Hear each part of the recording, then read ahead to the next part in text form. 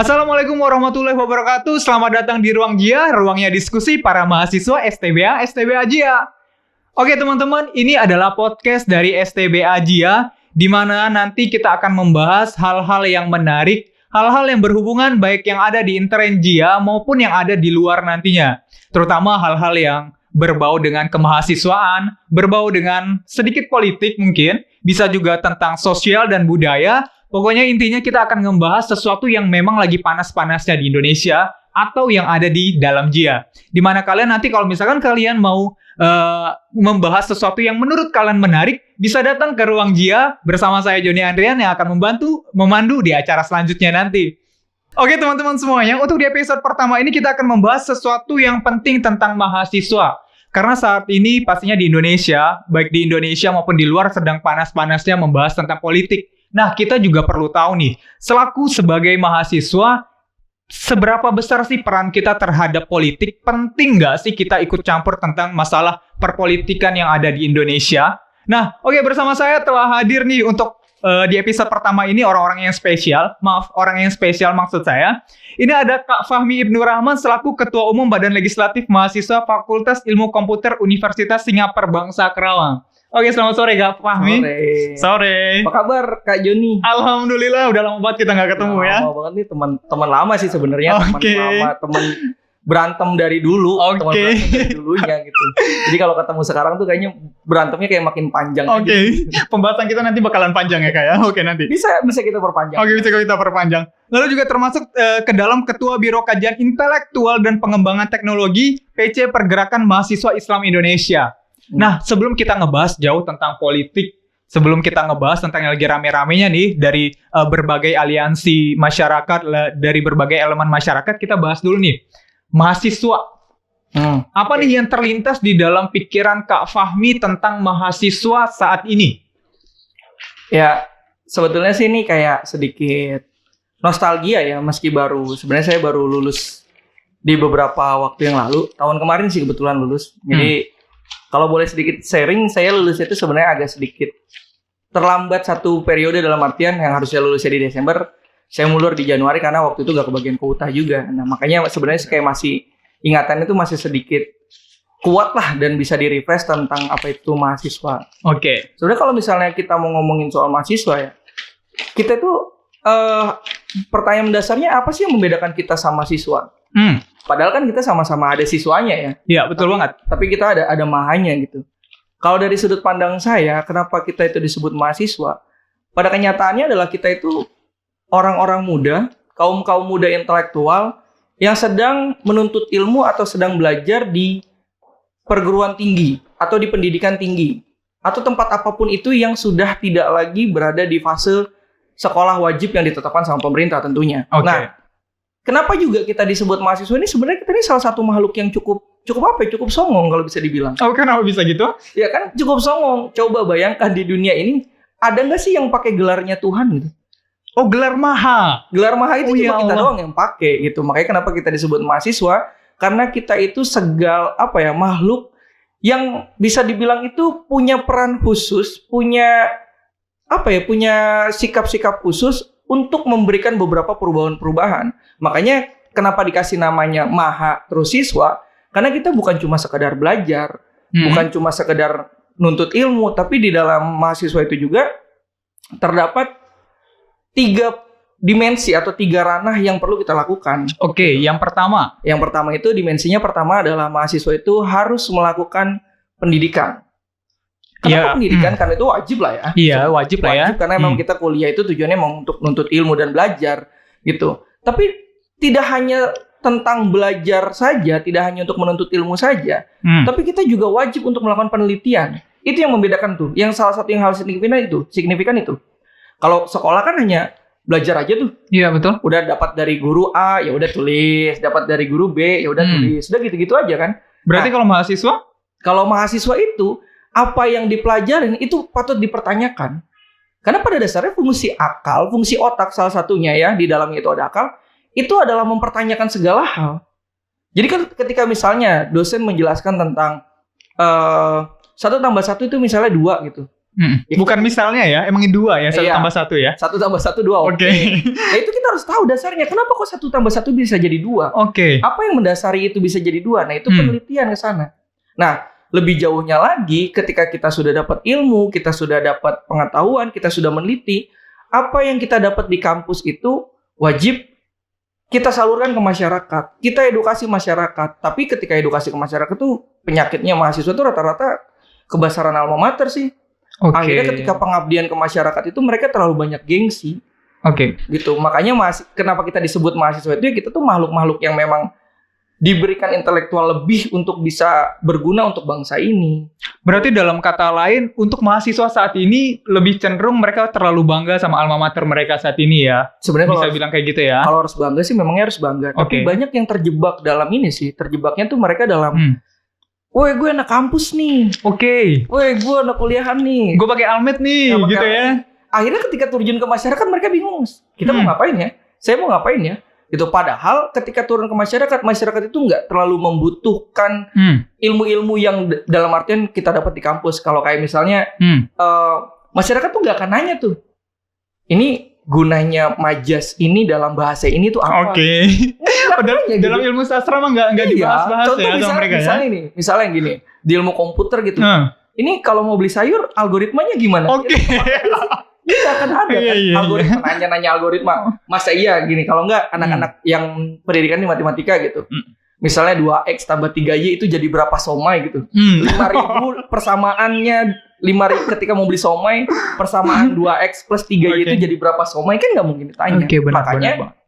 dalam artian tadi, mahasiswa ketika turun ke masyarakat itu jangan terlalu besar sama alma maternya. Oke. Mereka harus juga belajar soal egaliter.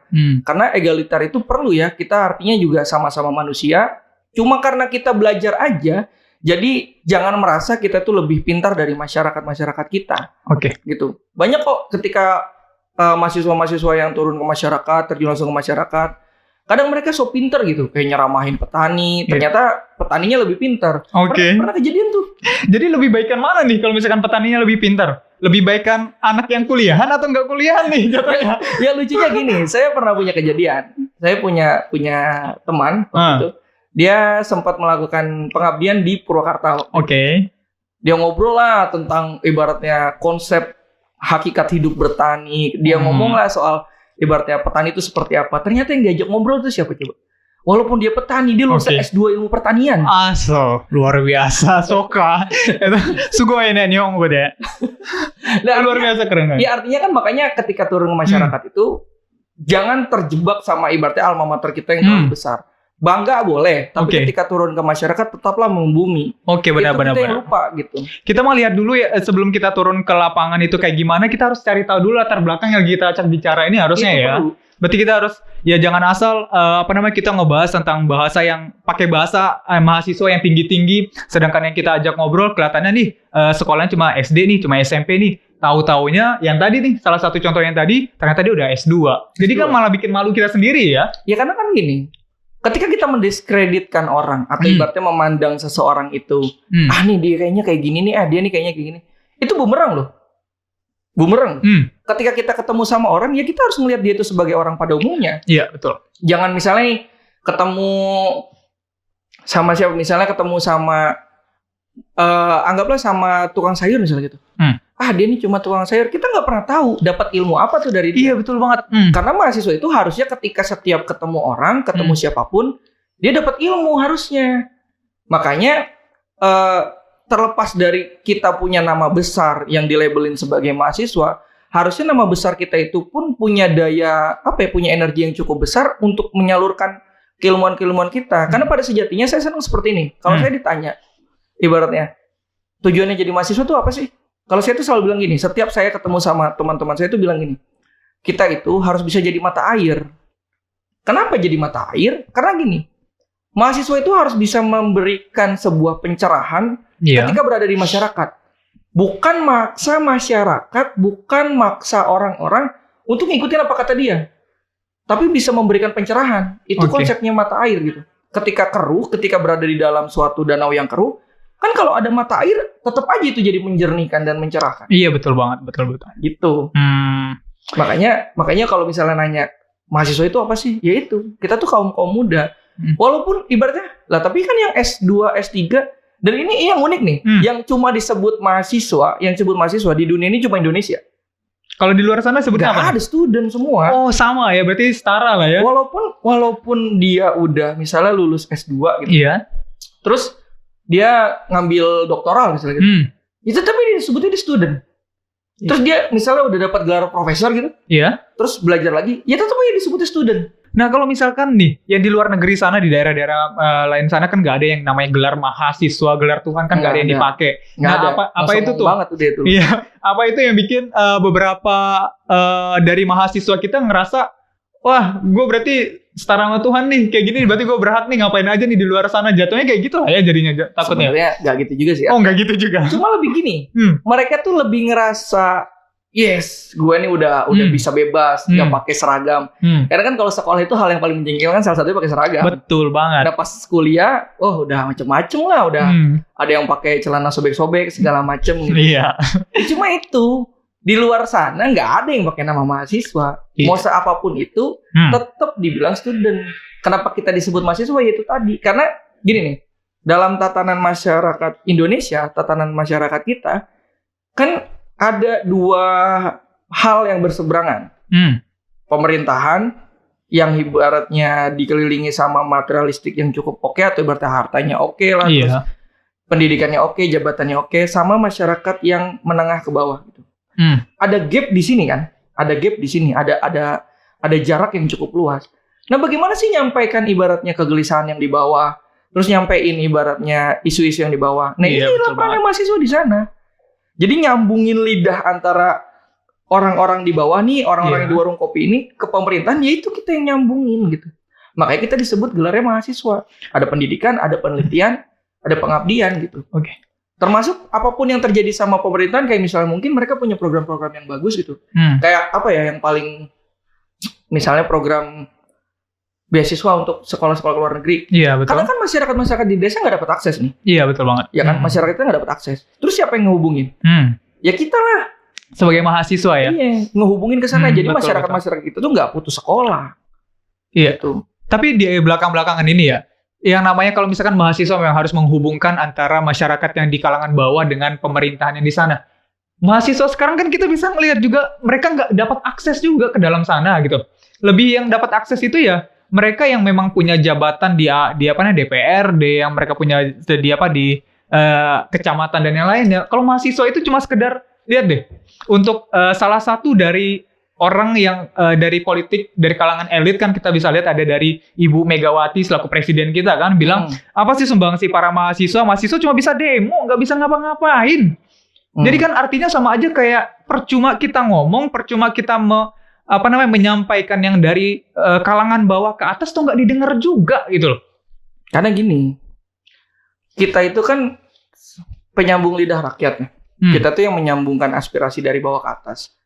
Kalau ibaratnya ngomongin kayak hal yang kemarin termasuk hot issue juga, ini mahasiswa nih fungsinya apa sih? Cuma demo doang. Itu kan dalam konteks negara yang berdemokrasi. Demokrasi itu kan dari kata demo juga, menyampaikan aspirasi gitu. Nah, demo yang dilakukan itu juga bentuk penyampaian informasi dan aspirasi dari bawah. Dan itu perlu ditanggapi dari berbagai aspek. Kalaupun ibaratnya kita bilang mahasiswa sekarang nggak punya akses kok, akses di open semua. Kalau teman-teman sadar di webnya DPR itu rinci kok mereka mau ngerjain apa, undang-undang apa yang mereka bahas, itu ada. Tergantung kitanya mau nggak mengkaji itu. Makanya kita tidak lepas yang dari namanya penelitian. Yang diteliti bukan hanya disiplin ilmu kita, tapi yang kita teliti juga adalah berbagai hal. Contoh misalnya yang kita teliti, kenapa hari ini tingkat perekonomian Indonesia tumbuh rendah gitu. Itu wajib diteliti, bukan hanya sama mahasiswa ekonomi, kita juga perlu tahu. Lah emang apa urusannya sih sama mahasiswa sastra? Apalagi di STB Ajia kan cuma mahasiswa dari sastra Jepang dan sastra Inggris. Jadi kita nggak perlu lah ya kayaknya ya. Nah itu yang kita tuh terjebak sama kalau namanya disiplin ilmu itu harus tunggal. Pada kenyataannya harusnya disiplin ilmu itu harus kompleks, artinya harus terhubung satu sama lain. Kayak misalnya kalau ngomongin hari ini, kita mengalami pelambatan ekonomi. Dampaknya apa sih sama mahasiswa sastra gitu? Kalau ngomonginnya cuma sama mahasiswa sastra mungkin nggak kerasa. Iya. Tapi kalau ngomonginnya ibarat apa dampaknya sama kita secara pribadi, pasti kerasa. Otomatis yang namanya orang-orang yang kerja mengalami kesulitan mencari pendapatan. Iya, betul banget. Terus ketika mengalami pelambatan ekonomi, artinya warung-warung yang ada di pinggir jalan, ini nggak ada yang belanja. Iya. Nah ketika nggak ada yang belanja, yang punya warung artinya juga dia nggak bisa belanja lagi dong. Kan dia nggak dapat uang. Terus dampaknya ke kita apa? Semakin sering melambatnya ekonomi, ya nggak menutup kemungkinan pendapatan personal seseorang di Indonesia ini bakal hilang juga. Makanya itu tadi, jadi mahasiswa itu jangan terjebak. Oh kita cuma jurusan ini nih. Sastra nih. Gitu. Saya aja jurusannya komputer kok, ilmu komputer, teknik informatika. Teknik informatika ya? Ya tapi bisa membahas apapun. Karena pada kenyataannya budaya mahasiswa juga. Yang jadi budaya mahasiswa itu adalah berdiskusi. Budaya mahasiswa itu harus berdiskusi. Saya hobinya itu malah diskusi sama fakultas-fakultas lain. Ketemu sama anak pertanian, saya tanya, hidroponik itu apa gitu. Pernah dengar hidroponik? Pernah dong. Apa tumbuhan itu kan? Pasti dong.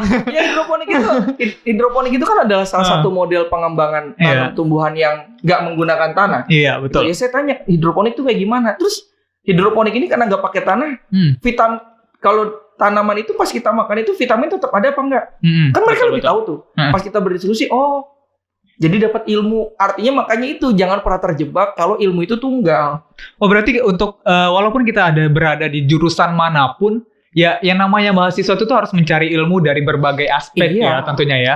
Terutama kalau misalkan dari jurusan sastra Inggris atau sastra Jepang kan biasanya mereka berpikir suatu saat nanti salah satunya mereka mungkin akan jadi guru, akan menjadi penerjemah. Atau misalkan penerjemah lisan atau tulisan atau mungkin jadi tour guide, paling tahu-taunya kayak gitu doang. Tapi makanya di dalam pemikiran anak-anak saat ini, generasi saat ini lebih berpikiran ya untuk apa ikut politik, buat apa terjun ke sana, karena udah ada anak hukum gitu kan yang lebih mengerti politik. Lebih kayak gitu ya. Ini saya sedikit cerita ya. Saya kalau dari dulu di dalam forum berdebat masalah politik sama anak hukum, kadang argumentasinya lebih kuat teman-teman yang teknik dibandingkan teman-teman yang hukum. Oh, kenapa gitu? Kan mereka lebih tahu hukum nih. Karena gini, kalau anak hukum gaya berpikirnya itu kan tekstual. Iya, betul. Kalau anak teknik berpikirnya itu adalah sistematis. Jadi kalau 1 tambah 1, ini kemungkinannya harus 2, harus 1, harus 0. Jadi nggak ada ceritanya itu asumsi-asumsi yang terlalu banyak. Makanya anak teknik itu cara berpikirnya gitu. Kalau nggak 1 ya 0. Kalau nggak 1 ya 0. Iya. Pasti akan seperti itu.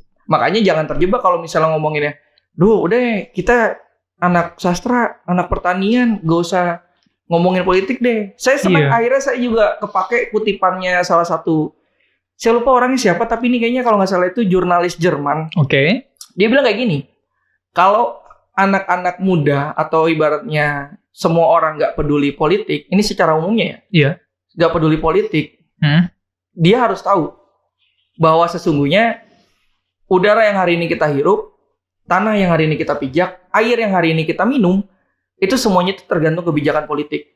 Nggak percaya? Contohnya aja. Sekarang air kita harus bayar. Beli ya? Itu emang nggak tergantung sama kebijakan politik, gitu. Iya betul. Terus tanah, emang nggak bayar pajak? Kalau tiba-tiba nih nanti Johnny jadi presiden. Amin. Bikin kebijakan pajak rumah 1 tahun 1 juta gitu. Apa nggak berpengaruh sama kebijakan politik? Kan itu artinya makanya kita sebagai mahasiswa itu perlu sadar, jangan pernah terjebak sama jurusannya apa, tapi harus sadar kalau sesungguhnya itu politik adalah sebuah konsekuensi logis yang perlu kita terima gitu. Menarik banget tadi tentang yang dibilang sebuah kebijakan kalau misalkan saya jadi presiden nih, amin nih suatu saat nanti nih. Nah, berbicara tentang masalah air yang harus beli, berbicara tentang masalah tanah yang harus beli, berarti ketika seseorang membuat sebuah undang-undang atau kebijakan, berarti artinya politik itu lebih mengarah kepada keuntungan pribadi dong kalau kayak gitu. Nah itu, politik itu kan pada dasarnya adalah seni. Seni mencapai sesuatu atau mendapatkan sesuatu. Itu politik tuh. Nah, yang perlu kita lakukan sebagai mahasiswa itu mengawal hal tersebut jangan sampai menjadi keuntungan-keuntungan tersendiri. Oke. Karena adanya negara ini dengan memberlakukan sistem politik yang ada, itu tujuannya harusnya untuk mensejahterakan masyarakat. Nah, ketika ada kebijakan-kebijakan yang melenceng, ketika ada isu-isu yang misalnya kurang sesuai, ya peran mahasiswa ada di sana. Mungkin kayak baru sekarang aja yang rame kayak misalnya pembahasannya Omnibus Law atau segala macam. Padahal sebelum itu ada beberapa undang-undang yang cukup ini perlu dikritisi bersama gitu. Cuma nggak naik gitu. Ya bisa. Yang mana nih? Ada banyak kok. Contohnya nih, itu kan mahasiswa rata-rata banyak yang ngerokok tuh. Oke. Iya. Ada nggak yang sadar tentang undang-undang pertembakauan? Oke. Ini sekarang ngerokok nih, misalnya gue ngerokok nih. Iya. Gue ngerokok. Terus harga cukai dinaikin, harga tembakau dinaikin. Rokok jadi mahal dong. Iya. Ya kan? Makanya itu jangan ngelihat gue mahasiswa, kayaknya isu ini gak penting deh. Ngomonginnya jangan mahasiswa, tapi jadi manusia biasa aja udah. Iya. Ya kan? Itu dari hal simpel rokok gitu. Terus undang-undang minerba itu juga kan jadi hal yang isu. Emang undang-undang minerba buat apa? Nah itu berurusan nanti bayar listrik. Iya sebenarnya. Bayar listrik mahal. Tapi gini loh, kita kan hidup di era di zaman 2020 nih, di mana mahasiswa lebih banyak yang kritis dan di mana banyak isu-isu dari media yang membolak-balikan fakta, bisa dibilang kayak gitu. Dan kalau misalkan kita terlalu kritis, kalau misalkan kita terlalu mengkritik tentang pemerintah yang udah bikin undang-undang tentang kebijakan-kebijakan yang udah dibuat, kita tuh dibilang nggak cinta negeri gitu loh. Kita tuh nggak bisa nggak pro kebaikan, bisa dibilang kayak gitu. Kan sebuah undang-undang dibentuk untuk untuk kebaikan Indonesia kan. Yeah. Nah kalau misalkan kita terlalu kritis, kalau misalkan kita terlalu menentang hal itu, berarti kita nggak cinta negeri dong jatuhnya kayak gitu kan? Ya. Balik lagi ke filosofi omelan mama. Oh yang mana nih? Kenapa mama itu ngomel? Karena mama itu sayang sama anaknya. Oke. Iya benar. Setiap orang tua itu ngomel pasti. Benar. Kenapa dia ngomel? Sayang sama anaknya kan? Iya benar. Ketika kita hanya membiarkan, misalnya pemerintah punya bikin kebijakan apa gitu. Karena gini, nggak setiap kebijakan yang muncul itu pasti 100% itu benar. Pasti ada kesalahan kata. Simpel-simpelnya ada kesalahan nempatin titik lah. Oke. Nah itu perlu kita kritisi gitu. Artinya ketika kita mengkritisi itu bukan kita benci sama negara, enggak. Karena kita sayang, kita terus mengkritisi gitu. Iya, betul. Nah budaya kritis itu nggak boleh hilang karena gini. Tahu nggak tujuan pendidikan? Biar lebih cerdas pastinya. No. Anak-anak bukan. Gimana dong? Tujuan pendidikan yang ditulis sama Muhammad Hatta, sama Muhammad Hatta, di tujuan pendidikan itu adalah untuk mencerdaskan kehidupan bangsa. Satu, kedua. Tujuan pendidikan, kalau menurut Tan Malaka itu adalah untuk memperhalus perasaan. Jadi kalau mahasiswa lebih peka. Oke. Ketika misalnya kita belajar, terus kita ibarat ilmu, terus kita makin nggak peka sama keadaan lingkungan kita. Oke. Itu ada dua. Entah dia salah belajar, entah orangnya salah nangkep ilmu. Bisa jadi dia salah tempat belajar nih, atau ibaratnya tempat belajarnya benar, terus nangkep ilmunya dia yang salah, gitu. Kok bisa tempat belajarnya salah? Ya misalnya nih, dia ternyata belajar di tempat yang ngajarin dia untuk melakukan kejahatan, itu namanya kan belajar tempat yang salah dong. Betul. Gitu. Kayak contohnya kan kalau ngomonginnya ilmu kan sebenarnya harus bebas nilai. Orang belajar silat tujuannya buat apa? Bela diri. Iya betul. Tapi bisa nggak dia buat dipakai mukulin orang? Bisa. Makanya tadi ilmu itu ya pisau. Oke. Tergantung mau dipakai buat apa. Kalau dia dipakainya buat kebaikan ya pasti jadi kebaikan. Oke. Makanya tujuan pendidikan juga itu adalah untuk memperhalus perasaan. Kalau dia nggak peka ya salah nih orang belajarnya, pasti nih salah belajar. Ya, sebenarnya mungkin para mahasiswi saat ini tuh sebenarnya peka. Sebenarnya mereka tuh tahu lah ya tentang hal-hal yang memang udah melenceng nih. Cuma kan mungkin karena mereka udah muak kali ya ngelihat para elit ini ketika banyak banget nih drama-dramanya. Bisa lihatlah dari kasus-kasus ada yang namanya Papa itu ya, Papa sih? Setia Novanto itu ya. Oke. Papa Setnov yang ada masalah-masalahnya, dia bagi-bagi saham dan yang lainnya lah. Tentang tentang dia yang ketabrak tiang listrik lah. Udah muak mungkin drama-drama itu, makanya mereka lebih memilih untuk apatis saja kali ya. Itu bener nggak sih kalau misalnya udahlah Indonesia nih udah negara plus 62 udah terus apatis aja gitu. Apatis aja kali ya gitu ya. Ya udah siap-siap aja mati. Oke, siap-siap aja mati. Negara kita. Iyalah. Gimana? Karena yang dinamakan makhluk hidup, kita kan kategorikan hidup nih. Nah, yang dinamakan makhluk hidup itu adalah makhluk yang terus bergerak dan produktif. Contoh, seorang mahasiswa datang ke kampus, dia hanya datang ke kantin. Hidup nggak dia? Datang tuh ke kantin berarti hidup. Hidup dong pasti. Tapi dia nggak kuliah.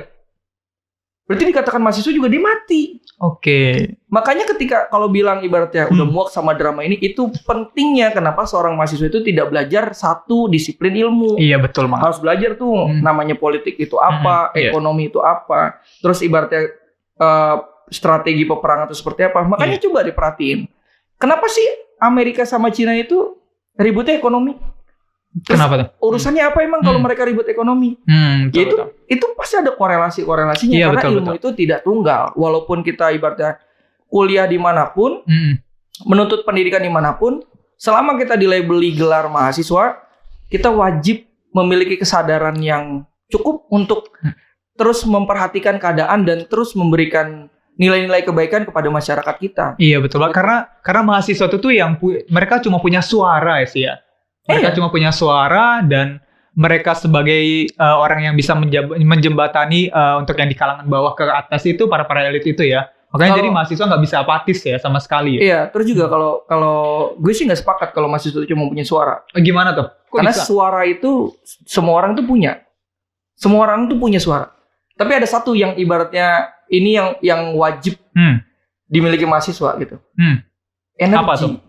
Oke, masih jiwa muda. Iya itu. Oke. Makanya tadi kan mahasiswa itu apa sih? Mahasiswa itu adalah kaum muda intelektual. Oh, iya benar banget. Yang namanya anak muda itu kalau tadi bilang emang sumbangsi kita tuh punya energi untuk melakukan apapun. Gak percaya? Kita berapa kali menang Olimpiade masalah robot? Oke, betul. Ya banget. ada kampus yang di Bandung lah yang itu juga dia kan sering ibaratnya memberikan prestasi-prestasi. Terus juga ibaratnya kampus-kampus yang di Indonesia lainnya itu banyak memberikan prestasi. Dan bahkan banyak di luar negeri sana menteri-menteri itu menteri-menteri muda. Oke. Itu kalau nggak salah presidennya mana gitu. Itu juga dari anak muda kok, kaum muda. Kita juga beberapa kali dipimpin sama representasi dari kaum muda kan, pemimpin-pemimpin kita tuh banyak juga. Betul banget. Makanya itu tadi kalau cuma ibaratnya kita punya suara enggak. Kemewahan terakhir mahasiswa itu adalah idealisme. Jadi pemikiran dan energi itu yang dimaksud sama Tan Malaka. Makanya itu tadi kita jangan pernah lelah untuk terus bersuara dan ibaratnya jangan pernah lelah untuk memberikan nilai-nilai yang positif ke masyarakat. Oke, baik. Oke, jadi itu tadi ya teman-teman ya pembahasan dari dari teman saya dari Kak Fahmi tentang masalah seberapa penting mahasiswa peduli dengan politik dan juga tentang mahasiswa baik mahasiswi STB Ajia maupun yang di luar sana ya kita tetap harus peduli, kita tetap harus mengawal yang di sana. Cuma seperti yang kita lihat juga saat ini Kak Fahmi ya, Undang-Undang Cipta Kerja telah disahkan, tapi mahasiswa masih tetap berada di jalanan dan mahasiswa masih tetap ingin membatalkan yang sesuatu yang telah dibubuhkan tanda tangan. Dan sebaiknya mahasiswa nih menurut pandangan pribadi aja, pandangan pribadi aja sebaiknya kita harus kayak gimana nih? Kalau ngomonginnya sekarang undang-undangnya udah disahin gitu. Betul. Selama kita masih menemukan, karena kan gini, ketika yang aksi itu pasti kan teman-teman ini ada banyak nih. Betul. Contohnya gini, ketika ada 100 orang, berarti ada 101 pemikiran. Betul. Ya karena pasti ada banyak tuh orang-orang yang berpikir kayak gitu kan. Kalau ternyata gitu, setelah hasil kajiannya teman-teman ditemukan banyak kesalahan atau ibaratnya banyak pasal-pasal yang merugikan, seperti yang kemarin kan sempat rame itu katanya pasal masalah pesangon dikurangi gitu. Betul. Masalah cuti juga. Iya, cuti juga. Selama itu memang masih ditulis dan itu mengganggu kesadaran berpikir kita sebagai manusia, betul, masih sah-sah aja kok untuk terus demo gitu. Gitu. Tapi kan kemarin kenapa nggak tunggu di MK segala macam? Iya betul banget. Jalurnya tuh banyak sebenarnya tuh. Demokrasi itu ada negara demokrasi tuh negara dengan jalur terbanyak untuk menyampaikan aspirasi sebenarnya. Iya benar. Jadi kalau saya sih itu hal yang umum dalam negara berdemokrasi. Jadi hal yang umum, ada demo tuh hal yang umum, nggak masalah. Cuma yang perlu digarisbawahi adalah kita tetap harus membawa substansial atau membawa poin-poin yang cukup kuat. Jangan cuma datang aksi terus teriak-teriak aja gitu. Iya betul banget. Apalagi dilihat untuk akhir-akhir ini kan pasti banyak banget setelah demo nih yang berkeliaran di medsos itu justru malah yang bikin TikTok, yang bikin video foto-foto ada kakak ganteng, ada ada kakak-kakak cantik, sepatu ini gila, sepatu ini ada segala macam. Ini sebenarnya mungkin dari sini juga untuk orang-orang yang kritis juga agak kesel kali ya ngelihat hal-hal kayak gini. Mereka turun ke jalanan itu sebenarnya mereka ingin menuntut yang harusnya dituntut, tapi justru sebagian orang cuma untuk ikut-ikut foto biar untuk instastory-nya doang. Instastory-nya doang. Banyak yang gitu. Banyak yang kayak gitu. Orang dulu saya di kampus juga sama kok. Oh gitu juga ya, sama waktu aksi.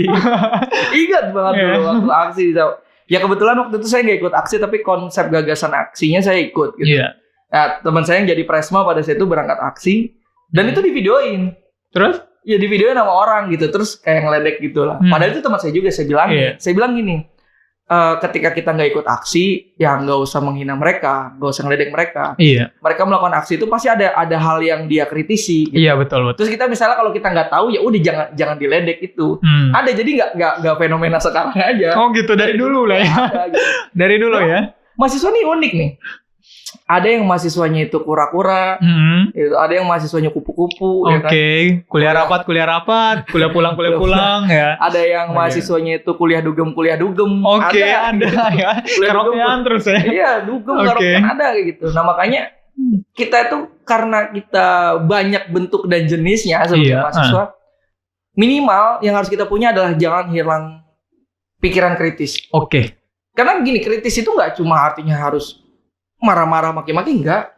Tentang kayak ibaratnya saya nggak sepakat dengan ibaratnya kayak tadi Joni bilang aja tentang apa gitu, saya nggak sepakat, itu saya menggunakan nalar kritis saya gitu. Betul. Dan dalam budaya mahasiswa, dialek intelektual itu adalah hal yang umum. Makanya kalau saya biasanya kalau offline gitu pas kajian atau diskusi itu biasanya bahasanya sih udah cukup ekstrim juga sih, kayak sekarang kan lagi rame tuh Pilpres AS juga. Teman-teman juga diskusinya udah kemana-mana gitu. Bahas COVID juga diskusinya udah kemana-mana. Bahkan itu Pilpres AS itu bukan urusan negara Indonesia, bukan? Dipikirin juga ya? Dipikirin juga sama mahasiswa ya? Harusnya sih dipikirin.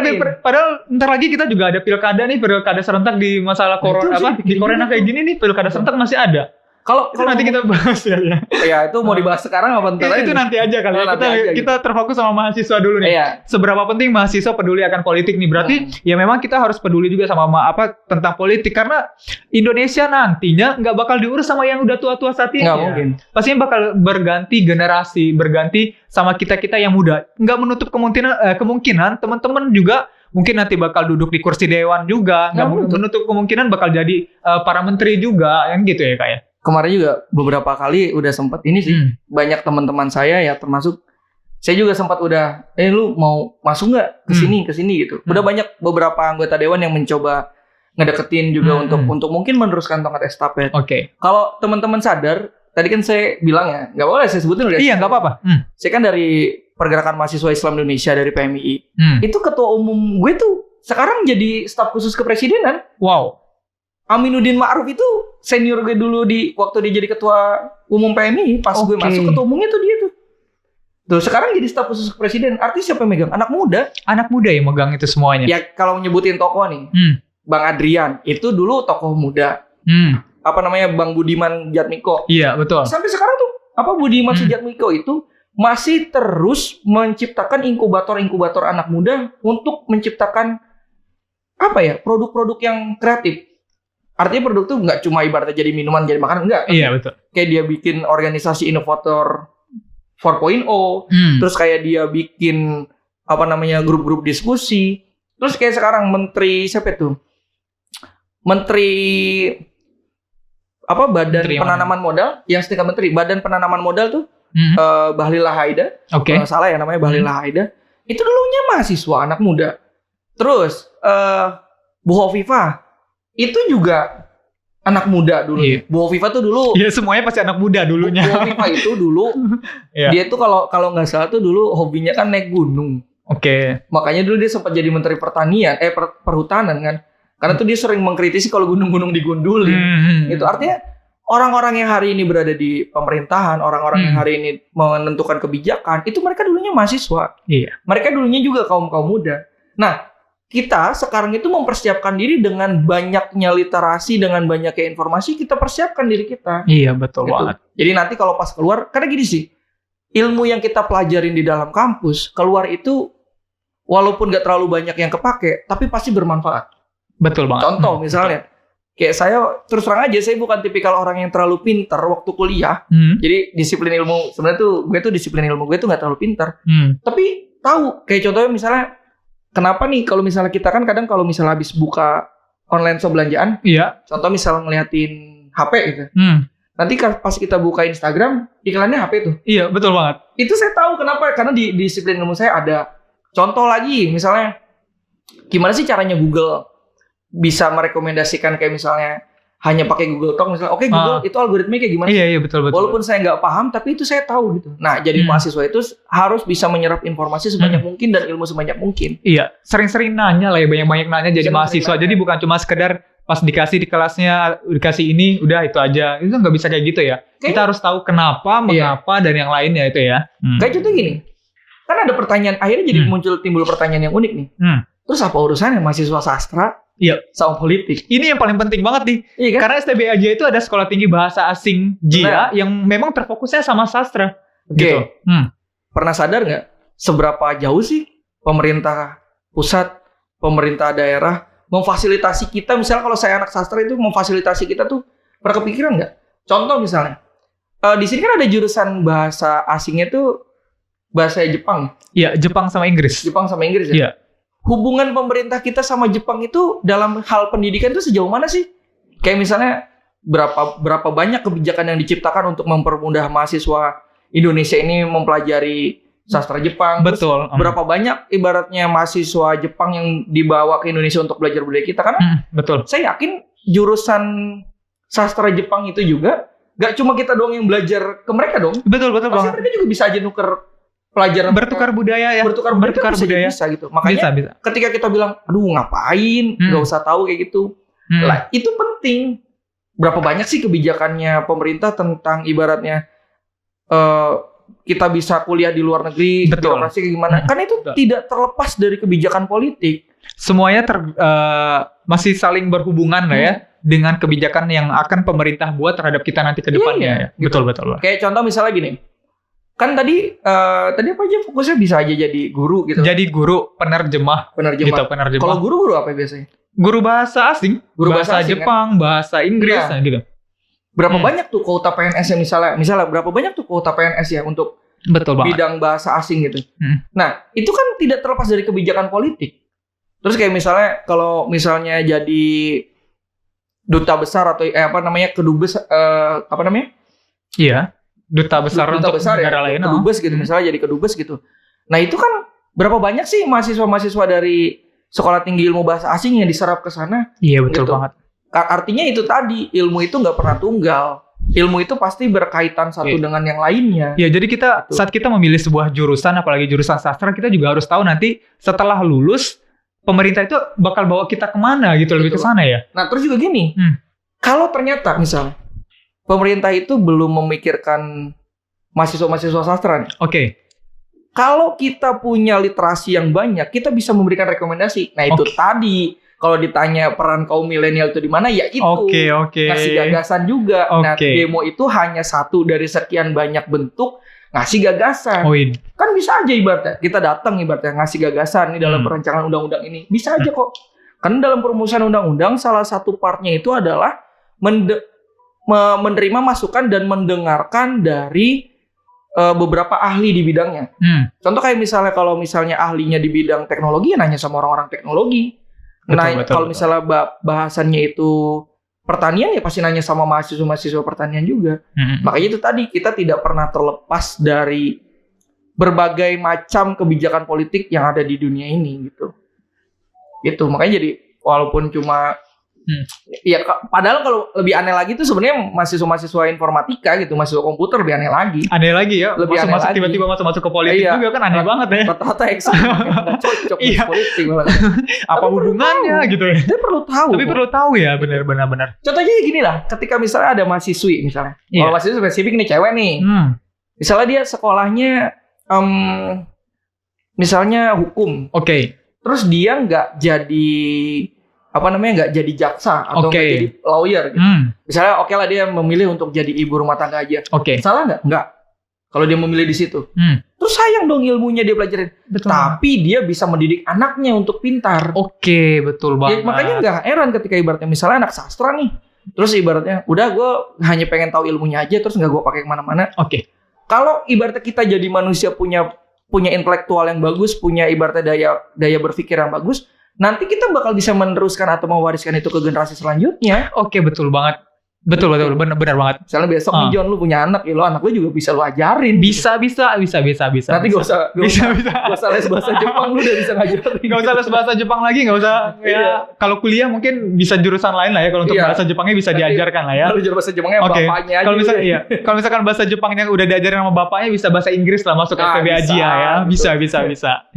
Artinya jangan pernah terjebak kalau misalnya mahasiswa A harus fokus sama A doang, mahasiswa B fokus sama B doang, nggak juga sih pada kenyataannya gitu. Itulah teman-teman pentingnya kita sebagai mahasiswa, sebagai mahasiswi juga pentingnya kita berdiskusi sama kampus-kampus lain, sama anak-anak muda. Walau memang sih saat ini kita lagi lagi dalam krisis ya, bisa dibilang lagi dalam coronavirus yang memang memang kita juga nggak bisa berbuat apa-apa, pendidikan kita masih daring, masih di online kayak gini. Tapi kita masih bisa baca-baca artikel, kita masih bisa mengikuti berbagai macam seminar juga tentang ya dampak yang akan kita hadapi nanti ke depannya. Walaupun kita tetap mahasiswa sastra, ya tetap nggak ada masalah. Ya namanya mahasiswa harus kritis ya, memang harus kritis gitu.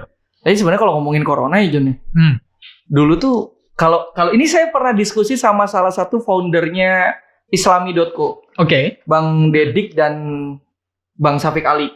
Itu salah satu pendirinya Netizen tuh dia, Syafiq Ali. Dia cerita, dulu zamannya dia kuliah, kan waktu zamannya Pak Harto ya. Iya. Itu kan kondisi agak sedikit sulit untuk mahasiswa tuh, agak sedikit sulit gitu. Gak jauh beda sama sekarang. Artinya mahasiswa ini gak bisa terlalu beraktivitas di luaran bebas gitu kan. Iya. Karena sekarang kan ada COVID gitu. Terus apa yang mereka lakukan? Apa itu? Mereka tuh nggak putus baca buku. Ini yang pernah dia kritisin terhadap teman-teman mahasiswa juga, dia bilang sama. Zaman saya tuh dulu mungkin karena susah untuk demo, karena susah untuk ibaratnya menyuarakan aspirasi, akhirnya teman-teman itu fokus meningkatkan kajian dan literasi dengan baca buku. Gitu. Akhirnya walaupun ibaratnya mereka tidak bisa menyampaikan aspirasi secara langsung, betul. Setidaknya di otak mereka tetap ada gagasan. Jadi walaupun kalau kayak sekarang gitu ada corona gitu, nggak jadi alasan untuk terus belajar lah.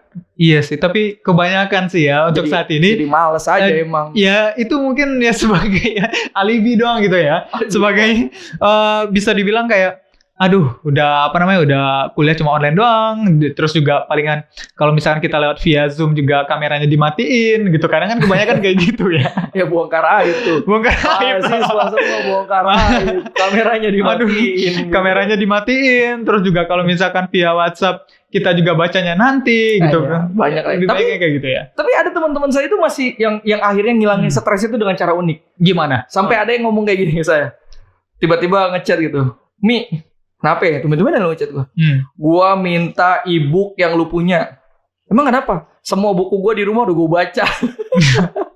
Keren. Akhirnya jadi buku-buku yang tadinya nggak kebaca sama dia tuh, ya akhirnya jadi kebaca semua. Keren loh itu, gitu. keren. Ya artinya tetap bisa produktif walaupun corona begini. Ya artinya walaupun dengan kondisi corona sekarang juga, buktinya teman-teman saya juga masih ada yang mau produktif gitu, baca bukunya sampai semuanya habis gitu. Berarti sebenarnya ya kalau misalkan mereka bilang ini corona kayak gini harus kuliahnya dari rumah berarti dan nggak ngapa-ngapain, bingung dan segala macem, ya sebenarnya itu alasan mereka, cuma alasan ya, bisa dibilang kayak gitu ya. Ya banyak alasan gitu. Naluri kayaknya mahasiswa malas tuh naluri gitu. Nalurinya. Itu perlu dilawan. Mahasiswa malas tuh perlu dilawan. Iya benar. Soalnya kan kalau ke kampus kan pastinya ya ada cuci matanya lah, yang cowok bisa ngeliat yang cantik-cantik, yang ceweknya bisa lihat yang ganteng-ganteng kan gitu ya. Bisa dibilang kayak gitu. Dan ya tadi gimana? Makanya ketika walaupun corona itu kita tetap bisa produktif. Karena kalau gini, yang saya yakini di dalam organisasi saya adalah ketika kita sebagai manusia itu sudah tidak melakukan hal-hal yang produktif, otak kita sudah dibiarkan untuk mati. Itu ada dua masalah. Pertama, kita sudah mulai tidak adil terhadap diri sendiri. Kedua, kita sudah bersiap-siap untuk mati. Bukan hanya sebagai jasa, tapi udah membiarkan untuk diri kita mati. Jadi ikhlas mati gitu maksudnya. Ikhlas mati gitu ya dia ya. Iya, mungkin badannya hidup ya, Badannya hidup. Tapi kalau ibarat otaknya nggak dipakai untuk berpikir, nggak menimbulkan gagasan-gagasan, nggak menimbulkan pemikiran-pemikiran, itu udah bersiap-siap untuk mati berarti dia tuh. Gitu. Makanya kalau jadi mahasiswa terus berkarya apapun, jangan ibaratnya bilang, jangan takut gini. Bang, kita bisa sumbang siapa sih? Nih ya, kalau turun ke masyarakat itu nggak akan nanya kayak gini, John. Gimana tuh? Bisa nanya kayak gini. Ibu mau beli sayur, bahasa Jepangnya apa ya? Nggak akan nanya begitu. Yang ditanya, nggak bakal masuk. ketika saya pengabdian masyarakat yang ditanya kayak gini, sanyo ibu mati, gimana cara benerinnya? Coba kalau lu jadi mahasiswa, ntar pas bilang, ibaratnya secara teori, aduh Bu, saya nggak bisa, katanya mahasiswa. Coba kalau digituin. Kan kita punya jurusan kita masing-masing, masa ke sanyo yang mati? Kan sastra gitu Jepang berarti bahasa Jepang dong. Kirain kan mahasiswa bisa semua. Iya beneran coba. Makanya itu tadi, jangan pernah terjebak sama satu disiplin ilmu, jangan cuma terjebak sama label kita. Bahwa sejatinya itu ilmu itu benar-benar bebas nilai, jadi bisa dikolaborasikan dengan ilmu apapun, gitu. Jadi kalau jadi mahasiswa serap aja dari ilmu manapun gitu, entah politik, entah sosial, entah ekonomi. Nih sekarang nih, gue aja sekarang yang terbilang sudah lulus kuliah, gitu. Betul. Ini sekarang dihadapkan di dua pilihan. Ini agak aneh sih. Nih banyak teman-teman yang ngedorong untuk, background saya kan informatika, didorong kalau nggak belajar ilmu hukum, belajar ekonomi. Oke. Dan sekarang pun saya lagi mendalami beberapa pemahaman ekonomi gitu. Makanya tadi gue ngomong tuh, emang apa pentingnya politik Amerika? Trump sama Joe Biden gitu. Iya benar-benar. Penting sama pengaruh ekonomi gitu. Dan saya nggak berhenti untuk terus baca beberapa artikel gitu. Kayak sekarang Instagram itu udah banyak kok, kayak misalnya Instagram yang ngasih edukasi gratis.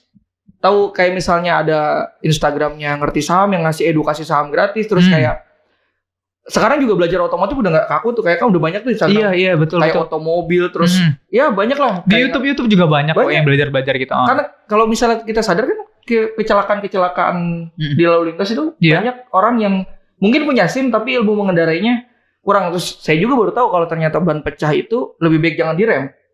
Harusnya malah nggak tahu nih. Oh biarin aja. Jadi biarkan kecepatannya melamban. Karena kenapa alasannya nggak boleh direm? Karena bobot ban kanan ban kirinya pasti beda. Oke, iya betul. Kan kayak gitu-gitu kan kita nggak pernah tahu tuh. Iya betul. Makanya manfaatin sosial media. Terus gini, mungkin kalau tahun 98, tahun-tahun dulu aksi mungkin bisa langsung turun ke jalan. Betul banget. Sekarang di Twitter itu udah aksi. Bener banget. Aksi dari anak muda saat ini banyak caranya melalui media online ya. Ada yang misalkan buat .or.id dan yang lainnya lah ya. Kayak misalnya kitabisa.com dan yang lainnya. Terus ibaratnya ceng.or.id itu ada banyak gitu. Dan jangan biarkan dirimu jadi orang-orang yang mati secara pemikiran. Ya benar banget. Walaupun kita nggak bisa ikut terjun ke jalanan dong. Kita nggak bisa ikut turun ke jalan. Maksudnya kita nggak bisa ikut demo-demo di sana karena mungkin beberapa hal mungkin orang tua kita nggak ngizinin karena nyokap lagi ya. Karena ibu misalkan nangis-nangis, ntar kamu kenapa-napa. Kita masih punya media sosial itu dan itu bisa bikin apa ya? Juga bisa membuat sebuah perubahan pastinya. Juga bisa bikin mental orang jatuh karena media sosial itu juga bisa banget. Ada yang gantung diri gara-gara yang kayak gitu. Makanya tergantung kita makainya gimana. Iya betul banget tergantung. Buat belajar juga bisa. Buat belajar juga bisa, banyak hal. Oke, jadi teman-teman, untuk para mahasiswa, apalagi untuk mahasiswa baru yang baru masuk ke semester 1 saat ini. Jadi sebagai mahasiswa kita bukan anak SMU lagi, kita bukan anak SMA lagi yang memang cuma sekedar menerima pelajaran terus pulang. Lebih kritis untuk hal-hal yang terjadi di Indonesia, baik yang ada di dalam kampus kita sendiri maupun ada yang di luar ini. Karena Indonesia saat ini itu berada di tangan kita. Gitu. Karena Indonesia saat ini, maksud saya karena Indonesia di masa mendatang nanti itu berada di tangan kita. Kita jangan sampai bikin PR yang lebih banyak lagi karena saat ini PR kita udah banyak banget. Kita jangan sebagai mahasiswa yang apatis, yang tidak mengerti, yang tidak ingin ikut campur tentang masalah politik karena negara ini semuanya berada di tangan anak muda seperti kita. Oke, itu dari saya. Terima kasih Kak Fahmi atas waktunya. Terima kasih. Nanti kita kalau ada waktu kita sharing-sharing lagi. Oke, nanti kalau ada kesempatan buat teman-teman semuanya juga kalau misalkan ingin membahas sesuatu yang lagi hot, yang lagi menarik maksudnya, bukan yang hot jatuhnya kemana gitu ya. yang menarik dan kalian ingin gabung di Ruang Jia, Ruang Diskusi Jia, podcast Jia, bisa langsung hubungi kontak adminnya. Oke, sekian dari saya. Wassalamualaikum warahmatullahi wabarakatuh. Bye-bye.